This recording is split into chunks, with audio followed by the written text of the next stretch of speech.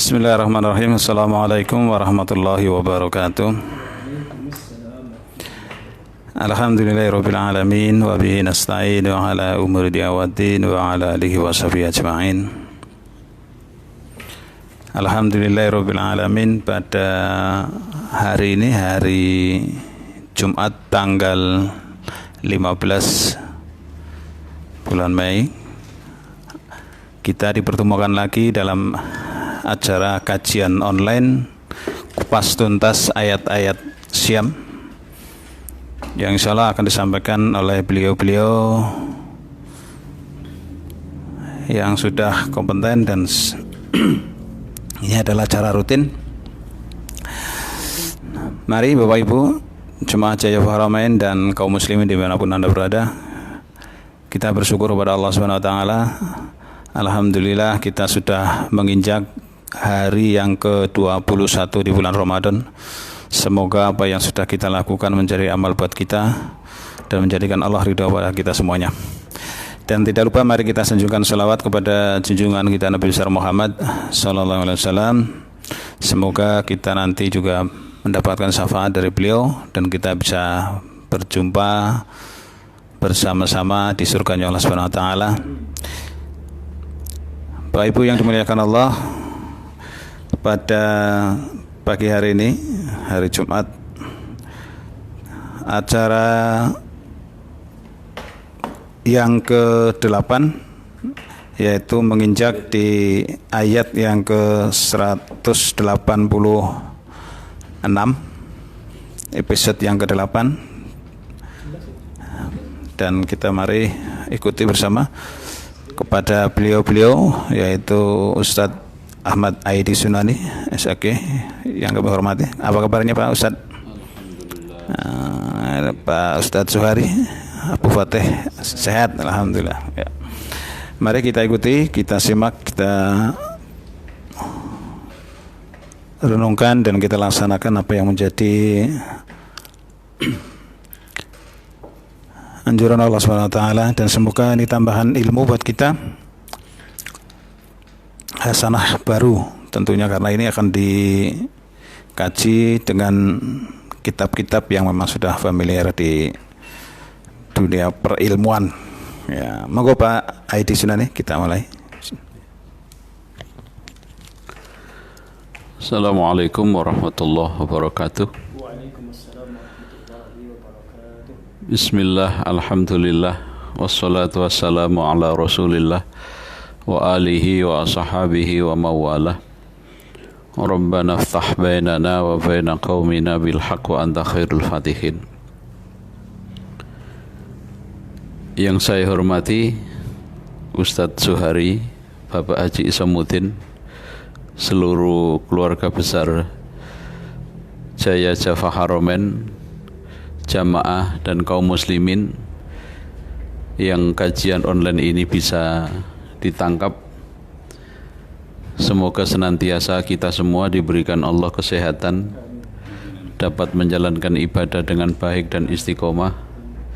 Kita menjelang memasuki minggu terakhir dari bulan Ramadan tahun ini, mudah-mudahan tinggal menyisahkan kurang lebih 9 hari atau 9 hari, 8-9 hari, mudah-mudahan semakin bertambah ibadah kita, kualitas dan kuantitas kita, dengan harapan mudah-mudahan di Ramadan tahun ini kita semuanya berhasil dalam beribadah. Amin, amin ya rabbal alamin.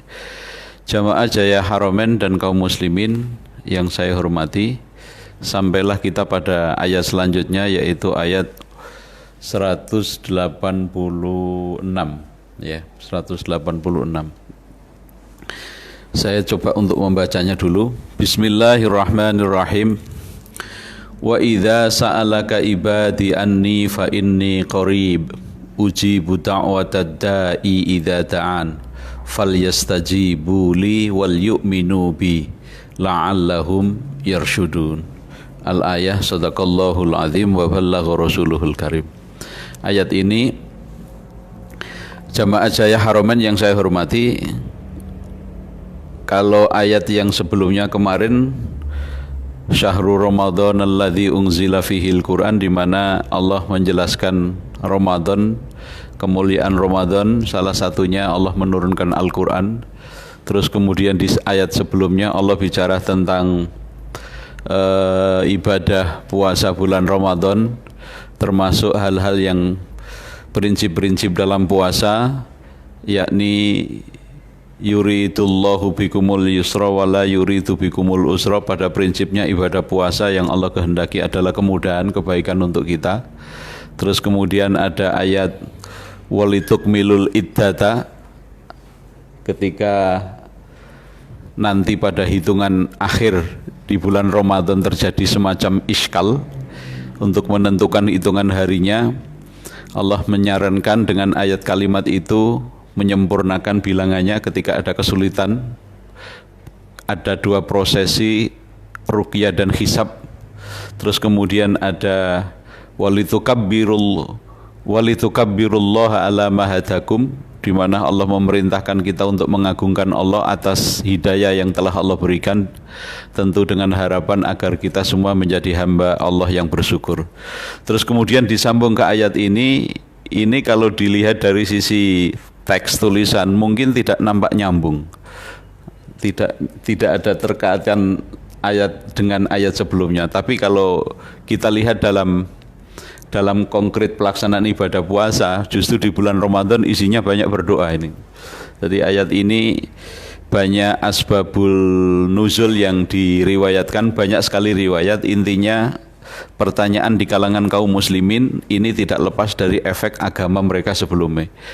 Jadi sebelum saya Ustadz Suhari nanti mengkaji ayat ini, saya ingin menyampaikan satu narasi pendek dulu barangkali di sini, karena pertanyaannya ketika Muhammad, ketika ada hambaku yang bertanya kepadamu tentang aku, jawablah aku qoribun, bukan kurbun tapi qoribun. Itu termasuk sigot mubalaghah. Kalau kurbun dekat, tapi kalau qoribun sangat-sangat dekat.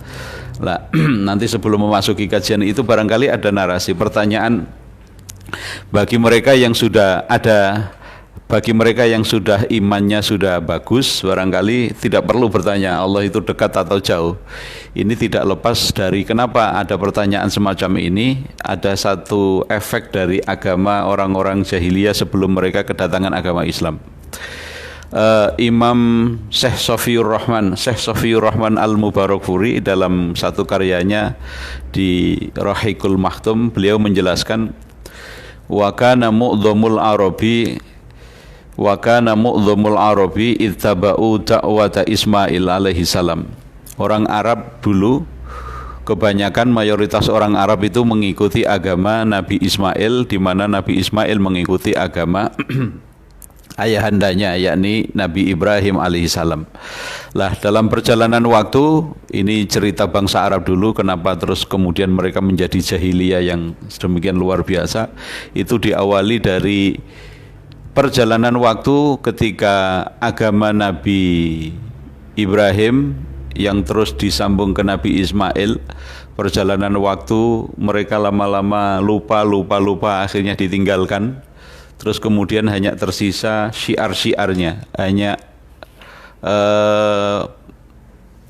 tanda-tandanya, syariatnya dilupakan, hanya panji-panji atau hal-hal yang mungkin sifat simbolis yang masih ada.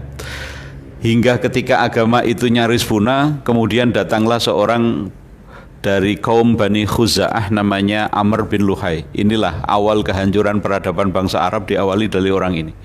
Meskipun oleh Syekh Sofiyur Rahman Al-Mubarakfuri menyebutkan bahwa awalnya seorang Amr bin Luhai ini datang sebagai seorang min akabiril ulama, termasuk ulama besar pengikut Nabi Ismail, agama Nabi Ibrahim.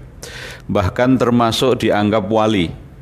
Bahkan tidak satupun konon dalam hikayah yang kami baca, bahkan tidak satupun orang yang tidak pernah merasakan kebaikan.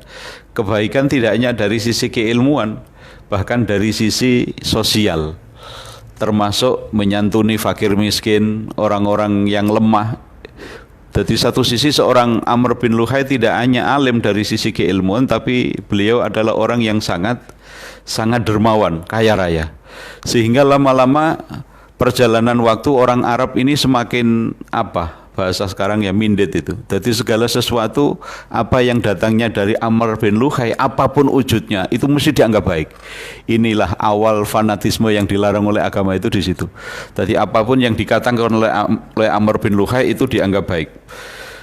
Nah, sehingga mulai awal kehancurannya itu ketika Amr bin Luhai itu dia terinspirasi di satu kota yang dianggap kota suci, yaitu Syam saat itu, di mana banyak nabi-nabi dan kitab-kitab samawi ada di sana. Satu ketika Amr bin Luhai datang ke sana, dia mendapati penduduk Syam itu ternyata banyak menyembah berhala. Kemudian dia terinspirasi bagaimana kalau bangsa Arab mulai kita terapkan ya, kita ambil kita ada perwujudan perwakilan Tuhan itu kita wujudkan dengan berhala-berhala. Akhirnya ketika dia lama di Syam itu kemudian pulang lagi ke Mekah, ke tanah Arab, dia membawa oleh-oleh. Nah, oleh-oleh pertama kali inilah yang namanya patung yang namanya Hubal, yang pertama kali diletakkan di dalam Ka'bah. Nah, sebelum diletakkan itu mereka kumpulkan seluruh kaum Arab, diambil satu kesepakatan bahwa Hubal inilah dianggap perwakilan Tuhan. Jika kita mau berdoa, maka lewatnya adalah Hubal. Ini awal kehancuran bangsa Arab di situ. Alhasil ini disepakati karena perjalanan waktu, konon oleh Syekh Safiur Rahman Al-Mubarakfuri, beliau menyebutkan termasuk Amr bin Luhai ini punya khodam. Kalau bahasa sekarang khodam apa Ustaz dari bahasa Indonesia apa? Ya punya rewangan lah itu, punya rewangan jin. Lah konon ketika bermimpi dia diberikan informasi oleh jin bahwa patung-patung peninggalan Nabi Nuh dulu ada dikubur di satu daerah, yaitu di Jeddah. Alhasil ketika beliau bangun, pergilah ke Jeddah, ternyata di satu tempat yang dia mimpi itu memang dibongkar, di sana memang banyak berhala-berhala. Akhirnya diambillah berhala itu, diusung dibawa ke Mekah. Maka mulai saat itulah berhala mulai banyak menghiasi kota Mekah. Dari mulai Taif, di pinggiran-pinggiran seperti Lata, Uzza dan lain sebagainya, itu dulu terinspirasi dari Amr bin Luhai. Jamaah kaum muslimin yang saya hormati, inilah awal kemudian bangsa Arab menjadi minded dengan berhala. Mereka sepakat bahwa setiap dalam melakukan aktivitas ritual, perwakilan Tuhan adalah berhala itu. Nah, inilah yang kemudian oleh orang-orang Arab itu sebelum Islam datang, mereka meyakini bahwa agama Tuhan itu harus nampak, Tuhan itu harus wujud. Maka mereka masih terbawa ketika Islam datang, mereka masih terbawa ketika Rasulullah menyampaikan Allahu Rabbi wa Rabbukum, wahai orang-orang Arab, Tuhanku adalah Tuhan kamu. Terus mereka bertanya, Muhammad, Tuhanmu itu bahannya dari apa? Sampai gitu, dari besi, dari munium, dari kuningan, atau bahkan dari roti dan lain sebagainya. Bahkan ketika Islam itu mulai berkembang awal-awal, mereka pun bertanya, Muhammad, Allah itu dekat atau jauh? Kalau Allah dekat, nunajihi, saya tak bermunajat, saya tak berkeluh kesah. Tapi wa in kana baidan, ketika Tuhan itu jauh Muhammad, wa nunadihi, saya tak, apa bahasa Jawanya itu, bengok-bengok itu, saya tak bengok-bengok, tak sambat-sambat itu. Nah, berawal dari inilah banyak riwayat asbabun nuzul. Rasulullah ditanya, wahai Muhammad, sebenarnya Tuhanmu itu jauh atau dekat? Kalau dekat saya tak bermunajat, kalau jauh aku tak berteriak-teriak, aku tak bengok-bengok, tak panggil Tuhan itu. Makanya kemudian ketika Rasulullah ditanya itu, fasakata, Rasulullah diam. Di riwayat di kitab tafsir Ibnu Katsir diceritakan ketika Rasulullah, inilah yang saya yang tertarik itu di kalimat ini. Jadi ketika Rasulullah ditanya tidak bisa jawab, itu diam. Makanya kita itu kalau tidak bisa lebih baik diam aja Ustadz ya. Yang kadang-kadang model sekarang itu Ustadz utas sekarang atau mau balik kadang-kadang malah justru nunggu pertanyaan, ayo tak tunggu pertanyaanmu apa gitu. Dan ini satu pelajaran, saya tadi sempat tafakur panjang itu ketika Rasulullah ditanya fasakatan Nabi sallallahu alaihi wasallam, sampai jeda beberapa saat baru fa'anzalallahu hadhil ayat. Baru kemudian Allah menurunkan ayat wa idza sa'alaka ibadi anni fa inni qarib. Terus kemudian turunlah ayat ini.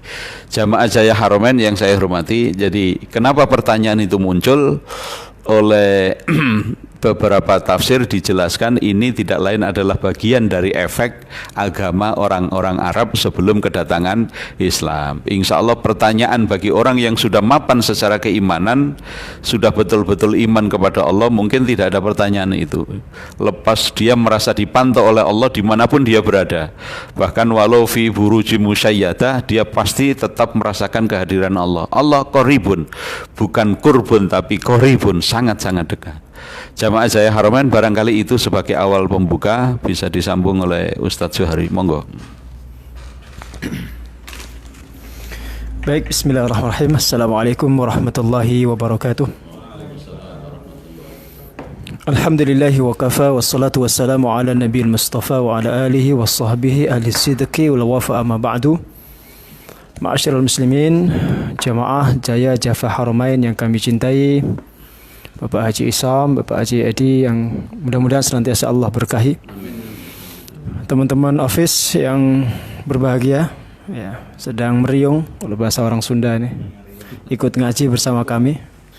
Mudah-mudahan semua sehat walafiat, puasa kita diterima oleh Allah Subhanahu wa taala dan mendapatkan pahala yang berlipat ganda insyaallah. Baik, tadi Pak Haji sudah menyampaikan sababun nuzul daripada ayat ini, ya. Seorang Arab Badui bertanya kepada Rasul, "Ya Rasulullah, aqaribun Rabbuna fanunajihi am ba'idun fanunadihi?" Wahai Rasul, apakah dekat Tuhan kita itu sehingga kami cukup berbisik, ataukah dia jauh sehingga kami harus berteriak? Maka kemudian Allah menurunkan ayat ini. Nah, tadi disampaikan oleh Pak Haji.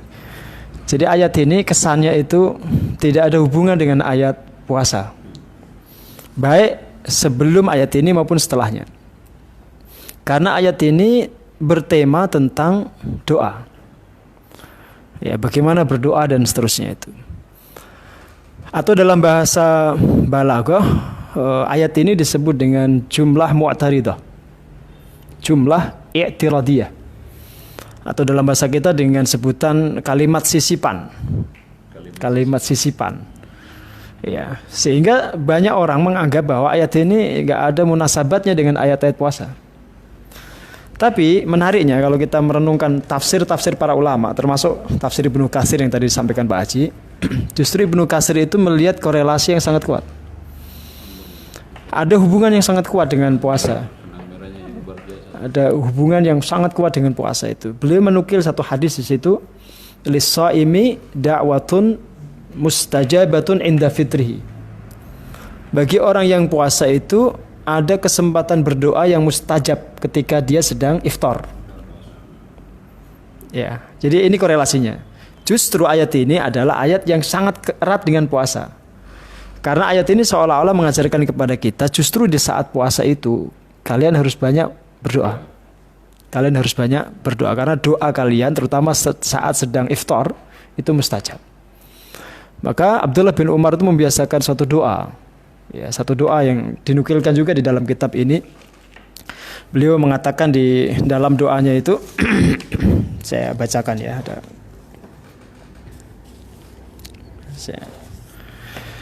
saya kutipkan kebiasaan Abdullah bin Umar. Jadi tidak seperti yang biasa kita baca itu.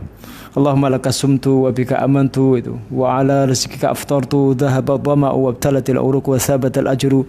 Itu salah satu doa yang juga dibaca Rasulullah ketika hendak iftar. Tapi Abdullah bin Umar itu memiliki doa yang khusus dia baca. Ya, doa itu sebentar saya. Tadi sudah saya tandai ya.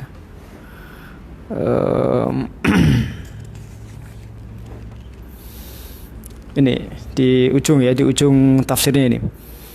Allahumma inni as'aluka bi rahmatika allati wasi'at kulla syai'in an taghfira li. Ya Allah, saya memohon kepadamu dengan rahmat-Mu yang meliputi segala sesuatu. Hendaknya Engkau berkenan mengampuni dosa-dosaku. Semoga Engkau berkenan mengampuni dosa-dosaku. Ini kan satu doa yang juga menjadi variasi ya daripada doa-doa yang diajarkan oleh Rasul dan para sahabat. Sehingga begini, salah satu kesimpulan yang kita dapatkan bahwa berdoa sebelum iftar itu tradisi Rasul dan para sahabat. Yang kedua, redaksi doanya itu terserah kita sebenarnya. Ya terserah kita. Jangan sampai kemudian ada orang yang mematok harus membaca doa tertentu. Padahal Rasul dan para sahabat juga tidak begitu. Kemudian yang ketiga, yang tidak kalah menarik itu susunan ayat ini kalau kita perhatikan ya. Wa idza sa'alaka ibadi anni fa inni qarib. Banyak sekali ayat-ayat yang serupa redaksinya dengan ini.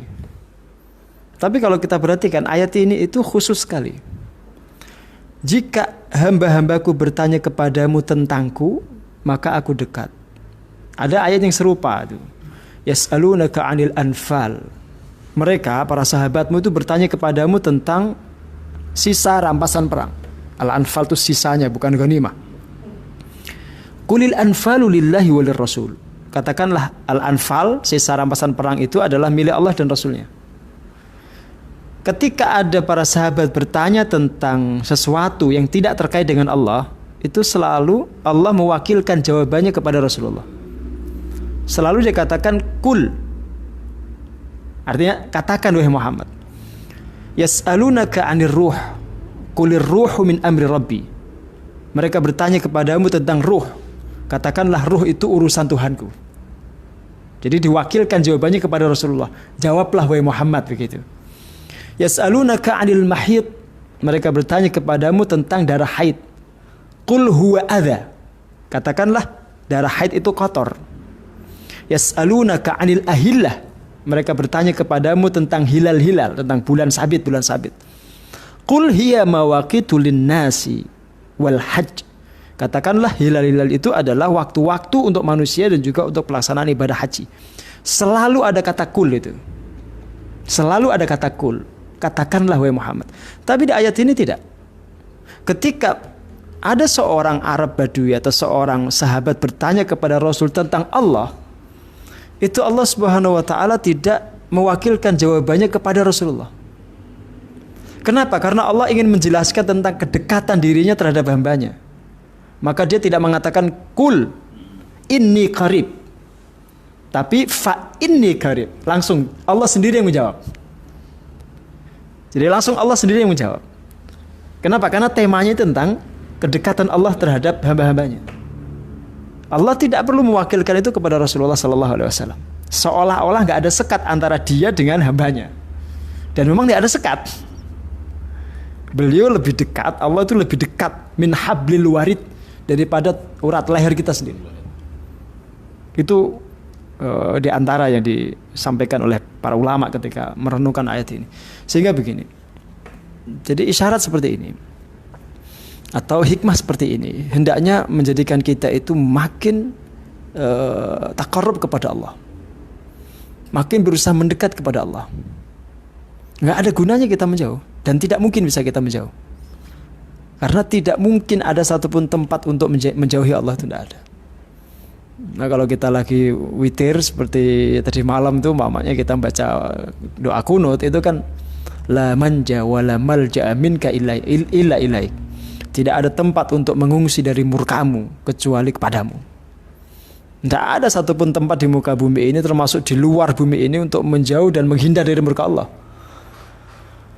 Maka rasa takut orang beriman itu tidak seperti rasa takut seseorang terhadap hewan buas, binatang buas. Ketika kita takut kepada Allah itu justru kita harus makin mendekat. Beda kalau kita takut dengan hewan buas, kita akan lari menjauh. Ini yang ketiga ya. Sehingga begini jemaah. Ayat-ayat seperti ini hendaknya kemudian mengembalikan kita kepada hakikat kehambaan kita. Allah di sini pun menggunakan kata ibadi. Ibad itu jamak dari abad kan. Tapi jamak abad itu ada dua dalam Quran itu. Ada yang ibad, ada yang abid. Dalam kitab Lataif Quraniyah itu disebutkan perbedaan. Kapan Allah menggunakan kata ibad, kapan menggunakan kata abid. Kata ibad itu selalu berkonotasi positif. Itu bisa diperhatikan dari harokat huruf ba-nya itu. Karena huruf ba-nya itu harokatnya fathah, fathah itu di atas itu mulia. Maka yang dimaksud ibad di sini adalah hamba-hamba yang dimuliakan Allah. Sementara abid itu karena ba-nya di kasrah itu di bawah itu adalah kehinaan. Maka kata abid itu meskipun akar katanya sama dengan kata ibad, itu berkonotasi negatif. Wa ma ana bidzallamin lil abid, kata Allah. Dan aku tidak akan pernah mendolimi hamba-hambaku yang jahat sekalipun. Sekalipun ada orang jahat, zalim, Allah tidak akan mendolimi orang itu. Dia akan dibalas sesuai perbuatannya saja, tidak lebih itu. Itu kata abid. Nah, di sini Allah menggunakan kata ibad. Berarti yang sedang dialog dengan Rasul di sini adalah orang mulia, sahabat Nabi yang memang masuk ke dalam kelompok ibad ini. Dan ini juga yang kemudian disebutkan Allah nanti di surat Al-Furqan, umpamanya wa ibadur rahmanil ladzina yamshuna 'alal ardi haunan, itu ibadur rahman, hamba-hamba Ar-Rahman. Ya, digunakan dia kalimat ibad. Ini bagian ketiga ya. Kalimat fa inni qarib, ya, kedekatan Allah Subhanahu wa taala. Ini dikupas oleh Ibnu Katsir secara panjang lebar di situ, ya. Bahwa semakin kita berzikir kepada Allah, Allah semakin mendekati kita. Dalam hadis qudsi kan begitu ya. Jika hambaku mendekat kepadaku 1 jengkal, maka aku akan mendekatinya 1 dhira. Semakin dekat. Kalau hambaku mendekat kepadaku dengan berjalan, maka aku akan mendekatinya dengan berlari. Artinya begini loh, jamaah yang dimuliakan Allah Subhanahu wa taala. Suasana Ramadan seperti ini adalah suasana yang memudahkan kita memiliki spiritual yang bagus. Makin bagus suasana spiritual kita, maka akan makin mudah doa-doa kita itu diijabah oleh Allah Subhanahu wa taala. Maka salah satu syarat doa itu diterima Allah Subhanahu wa taala itu adalah tadi fal yu'minu bi wal yastajibu li. Beriman kepadaku dan menjawab perintah-perintahku. Dalam rangka kita membuktikan iman itu, maka kita merespon perintah Allah. Maka kita puasa ini adalah istijabah li awamirillah. Kita merespon perintah-perintah Allah Subhanahu wa taala. Kita mengiyakan semua perintah Allah. Maka kita rela ya, berlelah-lelah, kemudian berlapar-lapar, berhaus-haus, kita rela. Makanya kemudian kenapa tadi dikatakan Rasul sallallahu alaihi wasallam, setiap kali kita mau iftar itu Allah menyediakan 1 slot, bahasa saya itu, 1 slot fasilitas doa yang mustajab. Itu makna fal yu'minu bi wal yastajibu li. Karena kita sudah mencoba membuktikan keimanan kita dengan puasa dan istijabah perintah Allah dengan puasa itu. Maka wajar kalau kemudian Allah Subhanahu wa taala memberikan kita kesempatan emas untuk berdoa. Sebenarnya ini salah satunya juga mestinya begitu. Maka setiap kali saya mau buka itu saya ngajak melingkar anak-anak dan istri itu. Salah satunya dengan berdoa, Allahumma dafa'anil bala wal waba itu. Kalau seandainya umat Islam berdoa, semua membaca, luar biasa itu dampaknya. Saya yakin dari sekian juta orang itu adalah di antara mereka yang akan diijabah oleh Allah Subhanahu wa taala. Begitu, monggo Pak Haji dilanjutkan. Kaum muslimin jamaah Jaya Haramain yang dimuliakan Allah Subhanahu wa taala. Jadi sekilas tentang redaksi bahasa ini memang dari awal saya sampaikan tadi nampak tidak ada benang merah dengan puasa, karena ini lebih fokus ke persoalan terkait dengan doa atau dengan rasa. Nah, sebenarnya kalau kita mau menyadari dan mau sedikit tafakur lah, orang itu kalau sedang lapar, ya sedang lapar saja itu otomatis kalau perut terbunuh, kebutuhan perut ini semakin berkurang, otomatis spiritual orang akan naik. Nah, kalau spiritual orang naik, apa yang dilakukan itu kalau spiritual naik, mau ndak mau siapapun dia, ya siapapun dia, walau kana fajiran, meskipun orang yang lacut itu, mesti ada merasa kedekatan, merasa dekat dengan Allah. Paling tidak terlintas, terbayang, terpikir ada Tuhan. Bahkan orang jahat sekalipun lah, kalau orang sudah kondisi terjepit, itu pasti akan ingat meskipun dia tidak bertuhan. Kita tahu Fir'aun ketika hendak tenggelam, apa jawab Fir'aun? Wah, kalau seperti ini lebih baik kenapa saya hendak dulu iman dengan Tuhan Musa dan Harun. Bahkan kalau ada seorang pencuri sekalipun, ya, mencuri hampir jadi profesinya itu. ketika dia dikejar-kejar, ketika dia mencuri tidak pernah dia ingat Allah itu loh. Kalau dia sedang lari dikejar-kejar, apa harapannya? Oh, mudah-mudahan saya tidak tertangkap lah. Mudah-mudahan itu siapa yang diminta? Ya, mudah-mudahan yang diminta siapa? Meskipun dia tidak beragama, mudah-mudahan saya tidak ditangkap, mudah-mudahan saya lepas, selamat dan lain sebagainya. Artinya apa? Di saat kondisi seperti sekarang ini kita berpuasa, maka spiritual siapapun akan naik, meskipun dia tidak beriman sekalipun. Ya, pada prinsipnya manusia itu kan dikasih ada cahaya toh, ada cahaya keimanan, rasa butuh. Cuma karena sudah terbungkus oleh nafsu yang luar biasa sehingga iman dalam hati setiap pribadi orang itu laksana cahaya. Kalau cahaya itu dipupuk terus dengan banyak beribadah, thalabul ilmi, insya Allah cahaya itu akan semakin membesar. Semakin membesar efeknya semakin merasa dekat dengan Allah. Tapi kalau tidak cahaya ini semakin ditutup, dimatikan, maka ya gelaplah sudah kehidupan ini. Yang seperti itu. Jadi ayat ini sangat-sangat tepat memang letaknya. Nah, kalau mau tafakur, tapi yang para ulama sudah menyelesaikan tugasnya memaknai ayat ini kenapa ditaruh di tengah itu sudah banyak dituangkan pemikiran oleh para ulama. Jadi ayat ini betul-betul memang salah satu menjadi bagian yang tidak bisa dilepaskan dari Ramadan ini ya berdoa gitu. Berdoa dan berdoa. Bahkan semuanya pun bisa bernilai ibadah, termasuk doa itu. Betul-betul bahkan sampai beberapa waktu pertemuan yang keberapa itu sebenarnya saya atur bahkan menjelang Ashrul Awakhir ya, Al-Ashrul Awakhir 10 hari keluarga Nabi dibangunkan, sahabat-sahabat pun mengikuti. Perbanyaklah doa, bahkan Siti Aisyah, ya Rasulullah sudah menjelang masuki 10 hari terakhir ini doa apa yang pas yang saya sampaikan, yang saya haturkan kepada Allah. Maka terus doa yang hingga sekarang terus jadi bacaan kita, Allahumma innaka afuwun karim tuhibbul afwa fa'fu anna ya karim. Artinya cukup doa itu saja udah luar biasa itu. Nah, innaka afuwun karim tuhibbul afwa fa'fu anna ya karim. Nah, ditambah lagi tadi sudah disampaikan Ustadz Zuhari, ada banyak istilah. Kalau di Profesor Quraisyhab itu mengutip dari tafsir Syekh Sya'rawi Al-Mutawalli itu, jadi memaknai ibadi sama abid itu sampai panjang lebar. Kalau ibad itu bisa diartikan hamba Allah yang memang sudah mapan secara spiritual. Tapi kalau abid itu masih proses pencarian atau mungkin sedikit masih belepotan masa lalunya, ya kan? Itu makanya kalimatnya abid.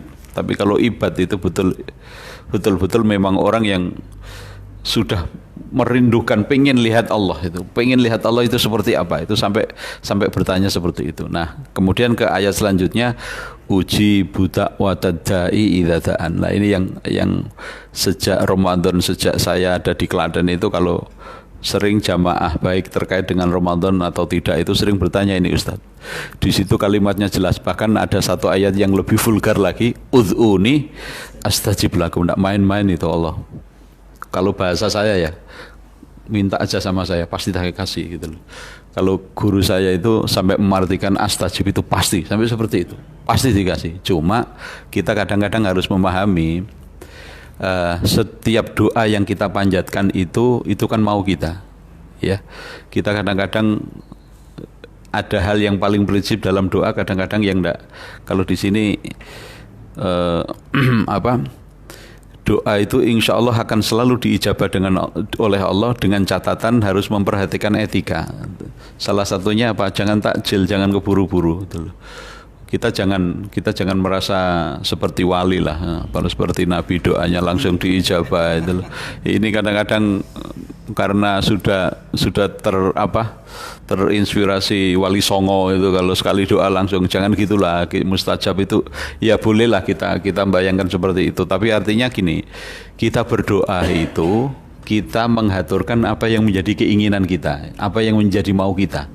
Lah Allah itu selalu memberi kita, bahkan kita tidak berdoa sekalipun, apa yang menjadi kebutuhan kita.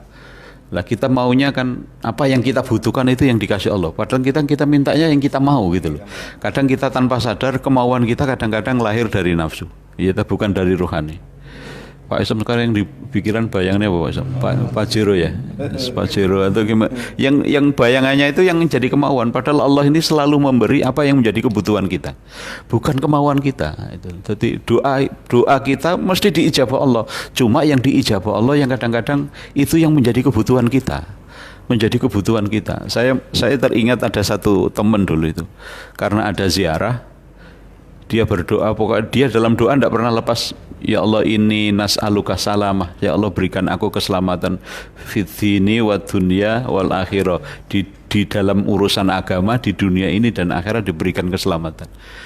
Dia sudah bayar ikut ziarah, tapi satu ketika karena ada kejadian dia tidak jadi.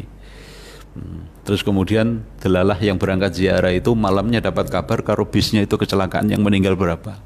Lah artinya apa? Coba kalau orang ini ikut, posisinya masih di depan loh, dia mesti duduknya di depan. Artinya apa?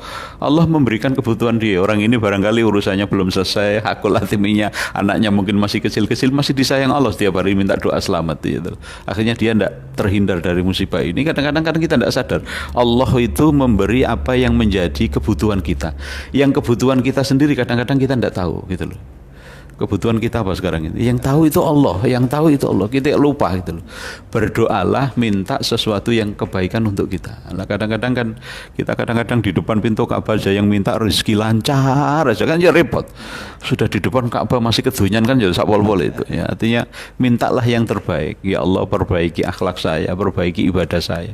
Jadikan saya hamba-Mu yang terbaik ya Allah. Kalau itu sudah, Allah itu tahu sendiri gitu loh. Allah tahu sendiri itu. Nah, kalimat yang selanjutnya ini ujibu da'watad-da'i. Ujibu, aku mengijabah apa? Memenuhi, menjawab da'watad-da'i, doa orang yang memanjatkan doa. Hambaku yang Muhammad katakan, Muhammad jawab Muhammad, saya sangat dekat dengan hambaku dan saya akan menjawab apa yang menjadi permohonan mereka. Ini luar biasa. Saya masih ini waktunya nanti gimana Ustadz ini? Rodok panjang enggak apa-apa saya. Sekarang baru jam setengah 11. Jam 11 kurang seperempat ini. Atau nanti secukupnya aja. Saya masih mulainya ke akal. Ya, saya sempat ada referensi. Seingat saya dulu saya dapat kutipan itu dari Nasoihul Ibad. Karena saya tidak ada kitabnya, mau ngecek ke halaman berapa tidak dapat. Seingat saya dari Nasoihul Ibad. Ada seorang ulama besar yang konon proses keislaman beliau ini yang sangat luar biasa, barangkali sekarang mungkin tidak ada. Namanya Ibrahim bin Adham itu. Seorang raja yang keinginannya ingin bahagia dunia sampai akhirat, tapi hidupnya senantiasa tidurnya di ranjang yang bertahtakan permata, kasurnya empuk luar biasa, kalau tidur dikelilingi, aduh kenikmatan luar biasa, makan pun, wah kalau istrinya saya tidak tahu, nanti bisa dicek di KUA itu. Hidupnya senantiasa enak dia pengen selamat dunia akhirat itu. Dia keinginannya begitu. Satu saat ketika dia sedang tidur, dia merasa di atas gentengnya itu ada orang. Terus kemudian dia naik dikejar, ketemulah orang di atas genteng itu. Orang di atas genteng ditanya, Fulan, kenapa kamu di atas genteng? Jawab si Fulan di atas tadi, jawab apa? Saya sedang mencari onta saya. Kan tidak logis itu. Mencari onta di atas genteng. Terus Ibrahim bin Adham marah, apa mungkin onta di atas genteng? Ya sama seperti kamu kepingin hidup selamat dunia dan akhirat, masuk hidupmu cuma senang-senang seperti itu. Kejadian dengan orang yang menurut Ibrahim bin Adham itu dianggap satu pencurian, ternyata disinilah menjadi titik balik. Kemudian dia tinggalkan seluruh istananya tanpa pamit dengan keluarga, bahkan sempat jadi gelandangan, pakaiannya dia kasih orang, pakaian dikasihkan ke gelandangan, bajunya gelandang diminta beliau. Itu sampai seperti itu. Nah, yang menarik ketika beliau akhirnya menjadi seorang ulama besar, dia ditanya terkait dengan ayat ini. Ujibu da'watad-da'i dan qauluhu ta'ala ud'uni astajib lakum. Ada ketika beliau dia ada fi aswakil Basra, di tengah-tengah pasar di Basra, dia ditanya, wahai Ibrahim bin Adham, kamu sering mengajarkan, menyampaikan pesan ayat-ayat Allah, berdoalah nanti aku ijabah ayat ini dan itu. Tapi kenapa? Inna nad'u walam yastajib lana. Kami sudah berdoa setiap hari Ibrahim bin Adham, tapi sama sekali kok tidak nampak. Lah ini barangkali. Nah, yang jawaban yang menarik barangkali ini untuk muhasabah kita semua. Ibrahim bin Adham beliau ngendikan, matat qulubukum an asyrati asya. hatimu telah mati dari 10 perkara. Ini 10 perkara kalau tak baca semua nanti waktunya habis. 1-2 aja ya. Ya, ini satu diantaranya araftumullah ta'ala falam ta'uddu haqqahu. Engkau mengetahui siapa itu Allah tapi kamu tidak pernah melaksanakan apa yang menjadi hak Allah. Kita itu tidak minta hidup sudah dikasih hidup. Ya. Kita hari ini tidak minta kita pernah minta doa sama Allah, ya Allah ya tolong hari ini nyawa saya masih diperpanjangkan, kita tidak pernah minta. Bahkan saya pernah baca itu hasil riset. Hasil riset itu konon setiap hari kita bernafas itu membutuhkan oksigen kurang lebih sekitar 11.000, sekian. Terus kemudian nitrogennya 2.000, sekian. Itu konon kalau saya pernah hitung-hitung itu sampai setiap hari kalau kita beli oksigen sama nitrogen dihitung uang kurang lebih hampir 185 jutaan setiap hari kita beli oksigen sama nitrogen untuk kebutuhan yang kita butuhkan. Ini kan kita tidak pernah berdoa. Ini dikasih Allah gratis itu. Padahal kalau masuk rumah sakit berapa? Ya, kita tahu Allah itu yang menghidupkan, yang mematikan, yang memenuhi segajah hidup kita. Tapi terkadang kita malah tidak mau memenuhi apa yang menjadi hak Allah. Hak Allah itu apa? Cukup satulah. Jadilah kamu hamba yang tahu diri itu. Ya, hamba yang tahu diri, beribadahlah kepada Allah, taatlah kepada Allah. Terus kemudian yang kedua, wa qara'tum kitaballah walam ta'malu bih. Kamu membaca kitab-kitab Allah seperti kita ini barangkali sekaligus ini untuk nasihat saya. Membaca kitab Allah tapi walam ta'malu bih, tidak mengamalkan atau belum mengamalkan. Tiap hari baca Quran, apalagi sekarang, wah ekspres semua sekarang, kejar-kejaran khatam. Bagaimana khatam. Kalau baca Quran, saya teringat itu. Konon Imam Syafi'i itu menemukan dalil qiyas dalam Al-Quran itu setelah beliau khatam sampai 300 hanya untuk mencari dalil qiyas di dalam Al-Quran itu. Padahal kalau kita mungkin dalilnya qiyas kan kita ketemu kita Imam Syafi'i awal saya itu ada kaum saya kenapa beliau Al-Quran, sunnah dan qiyas, ijma dan qiyas itu. Untuk qiyas itu konon sampai beliau khatam 300 kali baru menemukan oh ini dalilnya qiyas. Terus beliau merumuskan qiyas itu kemudian menjadi manfaat untuk kita menghatamkan Al-Quran sampai 300 kali. Ya Allah, umur saya hingga 45-46an sekarang 47 udah khatam berapa kali ya Ustaz? Ya Allah, jamaah Jaya Haromen kaum muslimin Masyirat khatam berapa kali? Kayaknya dia jangan-jangan mendekati 300 ya, ya sampai seperti itu. Ini sebenarnya ada 10 dan tidak mungkin waktunya, nanti kapan-kapan disambung lagi. Yang ketiga, wadda'aitum ada wata iblis wa walaitumu. Ini kamu mengakui kalau iblis itu musuh, tapi setiap hari perilakumu sama dengan dia. Ini kan ya mengerikan kayak gitu. Kamu ngaku nih iblis itu musuh, gitu. Aduh mubin itu kamu tahu sadar. Kamu mau tidak berteman? Dikatakan iblis saja kita tidak mau, tapi perilaku kita kadang-kadang ya kayak iblis. Ya ta? Wadda'aitum hubbar rasul. Kamu mengaku kalau kamu mencintai Rasul, tapi wa taraktum atharuhu wa sunnatahu. Tapi kamu tinggalkan sunnahnya, kamu tinggalkan asar-asarnya. Mengakui cinta Rasulullah, tapi kadang-kadang akhlak kita satu saja ya, satu contoh yang ini yang tak nanti ketika nanti Ustaz Juharid. Kita kadang-kadang begini. Ini Ramadan betul-betul mengajari kita agar tidak mudah marah kan gitu. Saya tidak bisa membayangkan ketika perang Uhud itu di hadapan Rasulullah, bagaimana sahabat itu dihajar habis-habisan orang kafir. Rasulullah melihat bagaimana Ikrimah melampiaskan dendamnya ketika perang Uhud. Rasulullah bagaimana tahu bengisnya Khalid bin Walid sebelum masuk Islam, menghabisi umat Islam di hadapan Rasulullah. Bahkan Rasulullah sampai terluka-luka seperti itu. Sampai ada sahabat menghadap Rasul, ya Rasul, engkau menyaksikan kebiadaban orang-orang kafir Quraisy membantai saudara-saudara kami kaum muslimin, ya Rasul, kenapa engkau diam ya Rasul? Berdoalah kepada Allah supaya mereka diadab, mereka dilaknat. Ini jawaban yang luar biasa yang di junjungan kita Rasulullah. Beliau ngendikan ma bu'istu la'ana wala sababa. Ini yang kadang-kadang saya terngiang terus, luar biasa. Aku ini diutus untuk tidak la'ana, menyumpahi, melaknat mereka dan misuh-misuh pada mereka. Ini orang kafir loh, orang Quraisy loh, membunuh saudara kita loh. Padahal kita kaum muslimin sekarang ini kalau tidak cocok dengan orang langsung rame-rame menghujat, rame-rame membuli. Kalau mungkin sekedar membuli, wah sampai luar biasa. Jangankan gitu, ulama-ulama tidak cocok langsung dihujat. Ya Allah, Nabi siapa yang kamu ikuti? Ya, ini nasihat, ini saya mengingatkan diri saya. Kalau tidak cocok dengan orang apa ya harus dengan misuh-misuh.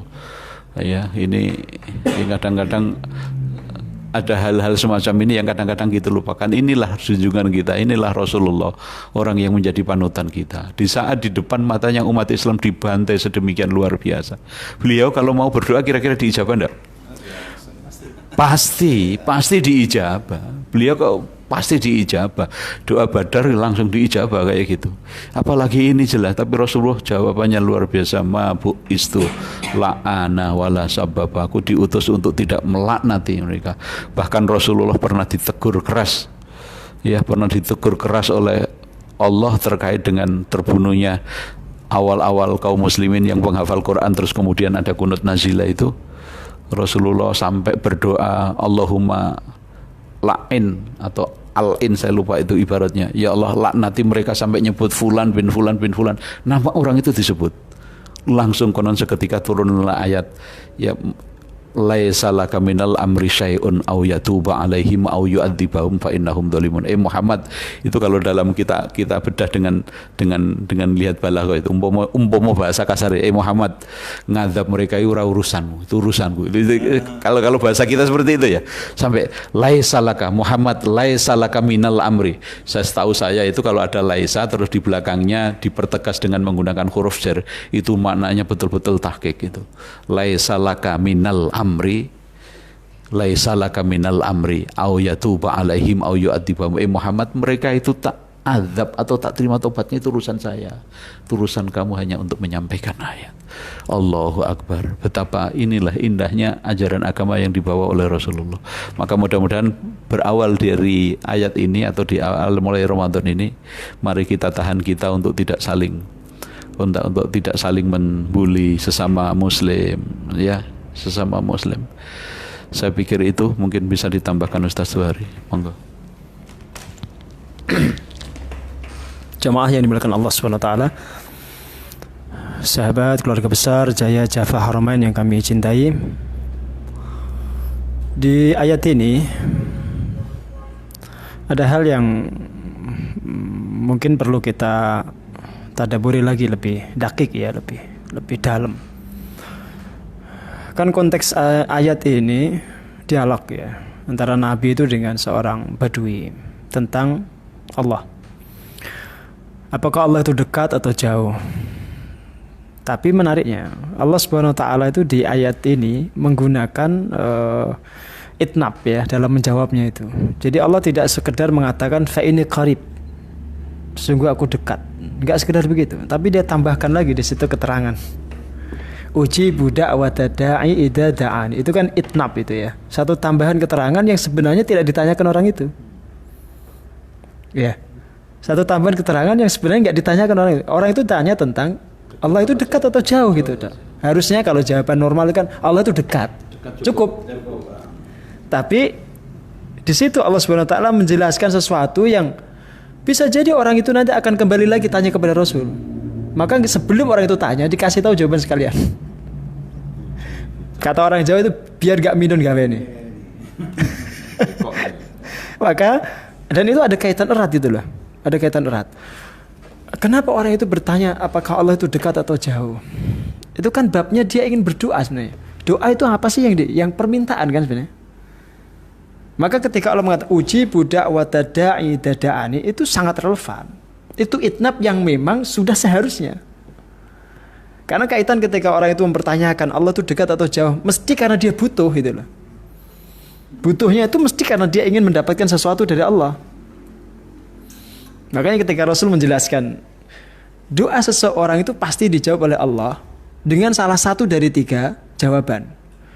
Disegerakan doa itu dengan jawaban yang diminta 1, disiapkan atau disimpankan untuk akhiratnya itu 2, yang ketiga dijadikan untuk menolak balak dari dirinya.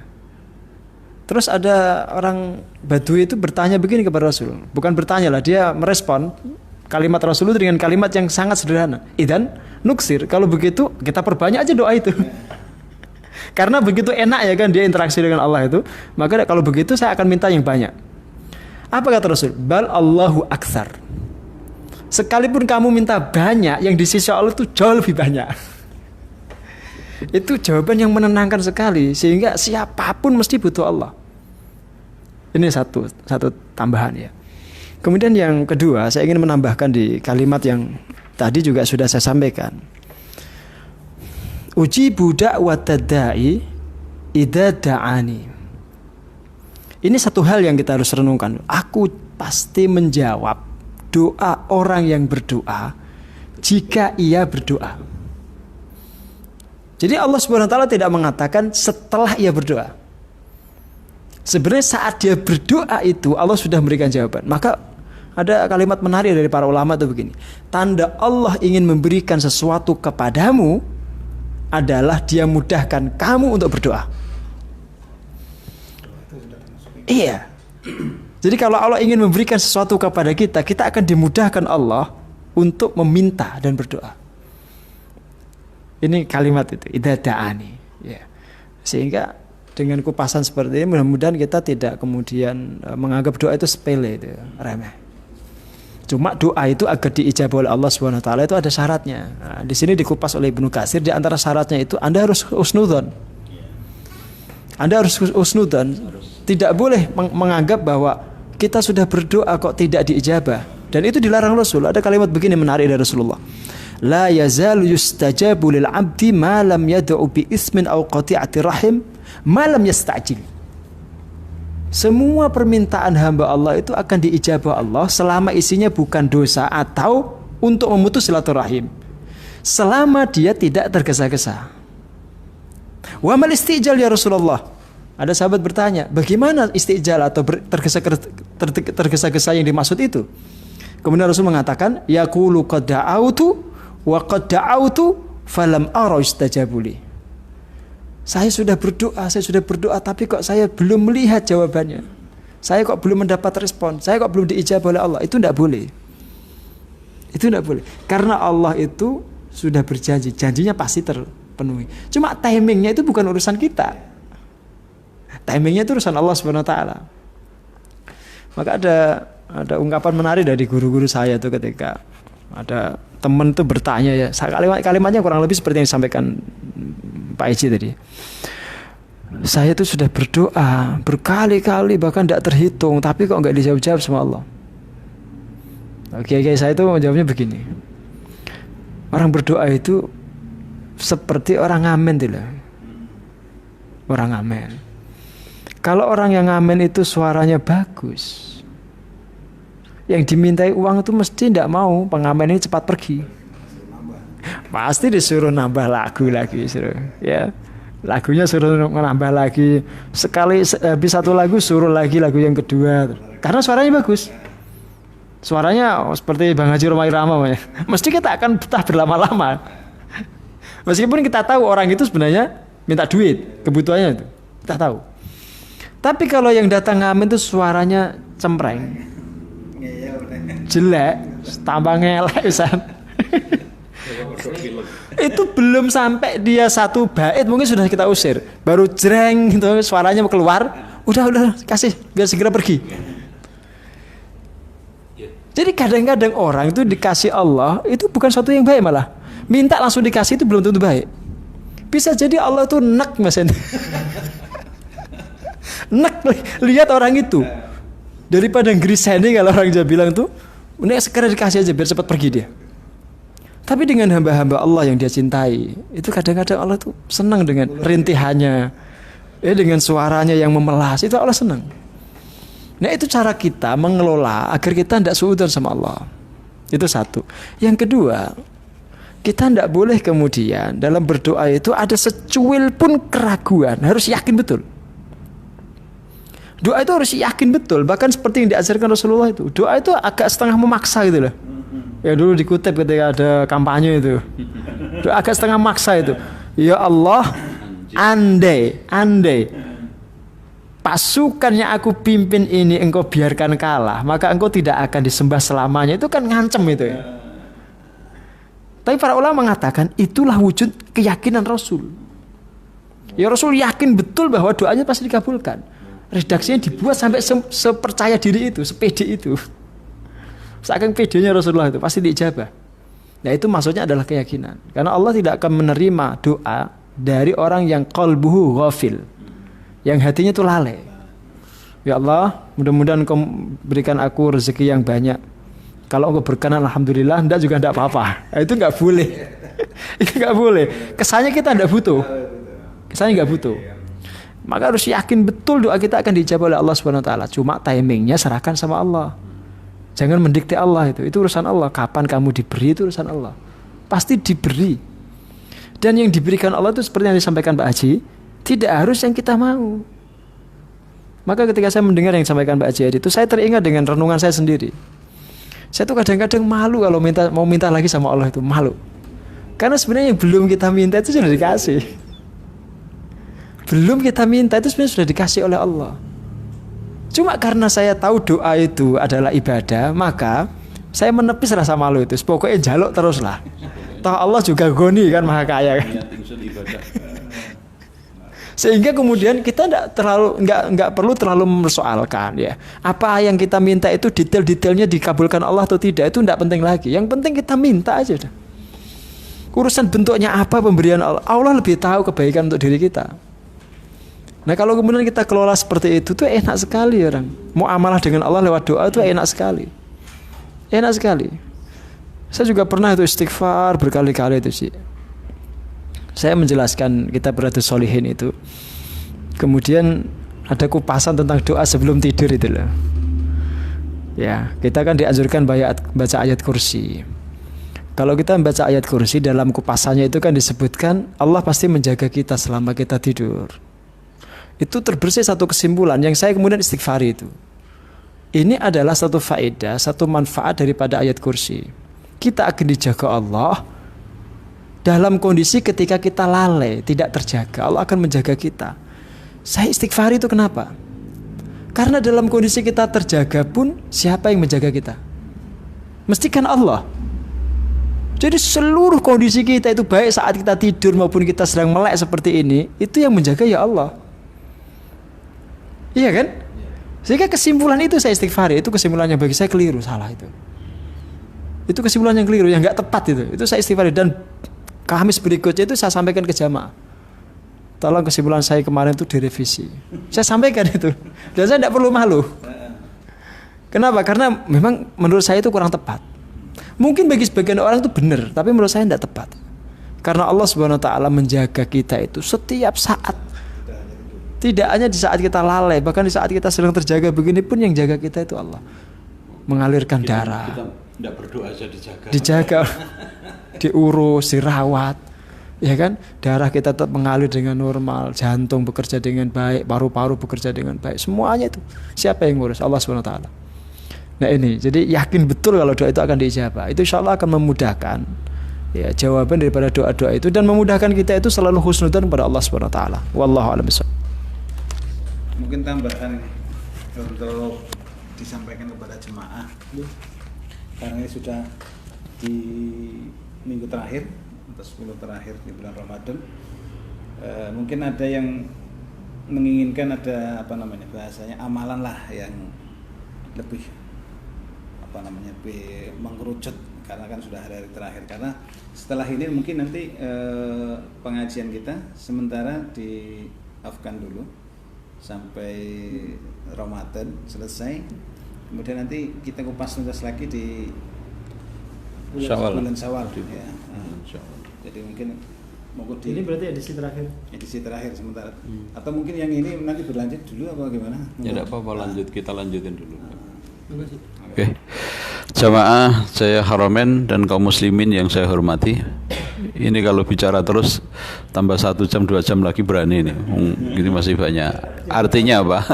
Artinya apa? Ini bahwa betapa indahnya Allah itu. Allah dekat, Allah membuka diri. Kalau bahasa orang Jawa ngajangi ombo, sapa sing njaluk tak paringi. Dan kalimat Allah itu terkesan menantang ya. Yo njaluk tak kasih.